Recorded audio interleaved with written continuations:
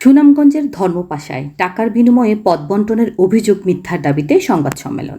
সুনামগঞ্জের ধর্মপাশা উপজেলার পাইকুরাটি ইউনিয়ন ৭ নং ওয়ার্ড বিএনপির পূর্ণাঙ্গ কমিটি গঠনে অর্থ লেনদেনের অভিযোগ সম্পূর্ণ মিথ্যা ও বানোয়াট বলে সংবাদ সম্মেলন করেছেন পাইকুরাটি ইউনিয়ন বিএনপির আহ্বায়ক মাহবুব মোর্শেদ ও যুগ্ম আহ্বায়ক হারুনার রশিদ সরকার। আহ্বায়ক কমিটির সদস্য শাহ আলম। প্রিয় সাংবাদিক ভাইয়েরা, সংবাদে যে সব বক্তব্য প্রচার করা হয়েছে তা শুধু আমাদের দলকে বিভ্রান্ত করা নয়, বরং রাজনৈতিকভাবে হেয় করার একটি কৌশল।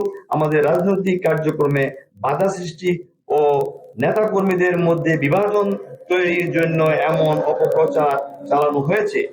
কিন্তু আমরা দৃঢ়ভাবে বলতে চাই, বিএনপি ও এর অঙ্গ সহযোগী সংগঠনগুলো তৃণমূলের মতামতকে প্রাধান্য দিয়ে গণতান্ত্রিক নীতিতে বিশ্বাসী হয়ে কমিটি গঠন করে।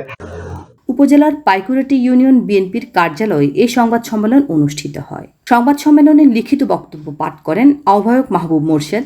তিনি বলেন, গত ১ সেপ্টেম্বর স্থানীয় কয়েকটি দৈনিকে টাকার বিনিময়ে পদ শিরোনামে যে সংবাদ প্রকাশিত হয়েছে তা সম্পূর্ণ ভিত্তিহীন ও উদ্দেশ্য প্রণোদিত। বিএনপি একটি গণতান্ত্রিক দল, এখানে অর্থের বিনিময়ে পদ বণ্টনের কোনো সুযোগ নেই। কমিটি গঠন প্রক্রিয়ায় ত্যাগী, পরীক্ষিত, মাঠ পর্যায়ে সক্রিয় ও নিবেদিতপ্রাণ কর্মীদের মতামতকেই সর্বোচ্চ গুরুত্ব দেওয়া হয়েছে। আরও বলেন, সংবাদে দাবি করা হয়েছে যে কমিটি গঠনের সময় অর্থ লেনদেন হয়েছে, যা মনগড়া ও কাল্পনিক। এই ধরনের মিথ্যে প্রচারণা আমাদের রাজনৈতিক কার্যক্রমে বাধা সৃষ্টি এবং নেতাকর্মীদের মধ্যে বিভাজন তৈরির অপচেষ্টা। এ সময় তারা প্রকাশিত অডিও বার্তাকে সম্পূর্ণ এডিটেড বলে দাবি করেন। মনোয়ার হোসেন টিটু ও তার ভাই, যারা সম্প্রতি সংবাদ সম্মেলন করেছেন, তারা প্রকৃতপক্ষে আওয়ামী লীগপন্থী। আমরা গণতন্ত্র পুনরুদ্ধারের জন্য চেষ্টা করেছি, তারেক রহমান গণতন্ত্রের জন্য লড়াই করে যাচ্ছে। আজকে যারা এই ধরনের সংবাদ পরিবেশন করছে তারা আওয়ামী লীগের দূষণ, আওয়ামী লীগের কমিটিতে তাদের নাম রয়েছে, তাদেরকে আমরা কমিটিতে রাখতে পারি না।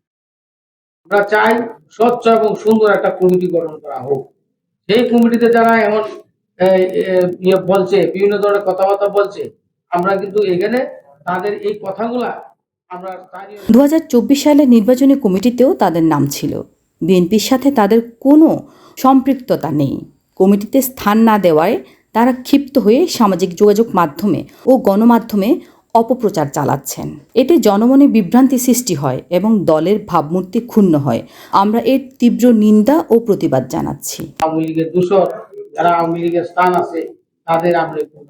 তথ্যচিত্রে সাইফুল্লাহ, চ্যানেল SD24, হাওড়াঞ্চল।